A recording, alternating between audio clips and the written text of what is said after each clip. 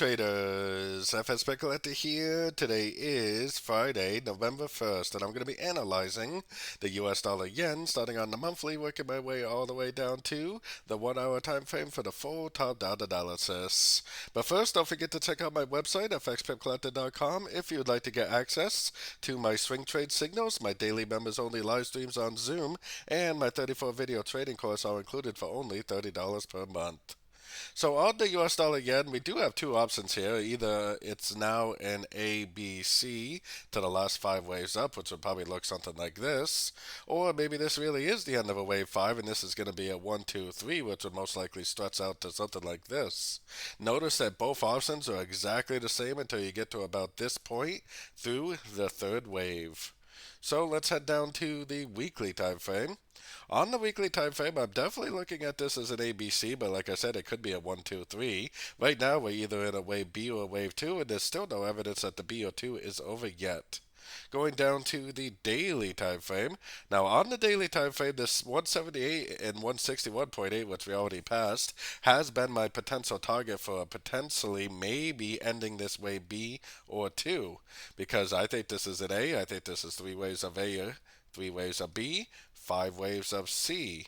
So if this really is an expanding flat, which it definitely does look like it is, because it's a lower low wave B, and now we're at the 178% Fibonacci extension, then this could be the level that it turns at. But the second target for an expanding flat is actually the 261.8, 278.6. So basically that means that this doesn't have to stop here. This thing could trend up for many, many more weeks and then turn down then. So don't think that the market has to turn. So anyways, going down to the 4-hour time frame, my most recent structure level is right here on the 4-hour time frame. Now today is non-farm payroll, and that is normally a really big news event. I mean, right now this actually looks like an ABC correction right here. It looks like it potentially is going to keep going up, at least for now. But if it does go down, if it does break this structure, then I will be more than happy to start looking for shorts at the end of pullbacks from that point on. If it doesn't break structure, really you should continue to look for longs, because today is a big news event, but next week on Tuesday is the US elections.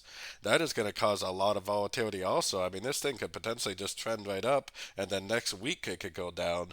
Or like I was showing on the daily time frame, it potentially could go up to those higher Fibonacci levels and continue to trend up for another several weeks.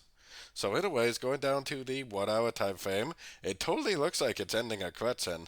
It looks like impulsive down wave A. It looks like 1, 2, 3 waves up wave B. It looks like 1, 2, 3, 4, 5 waves down wave C. 78% fib bounce, impulsive move up.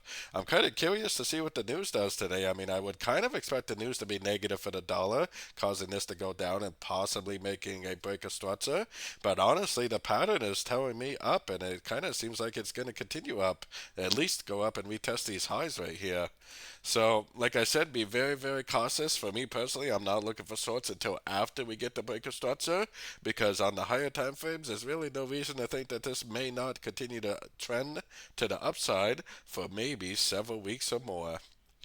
So, don't forget to join my free Discord channel, which is linked down here in the corner. And as always, thank you and happy trading.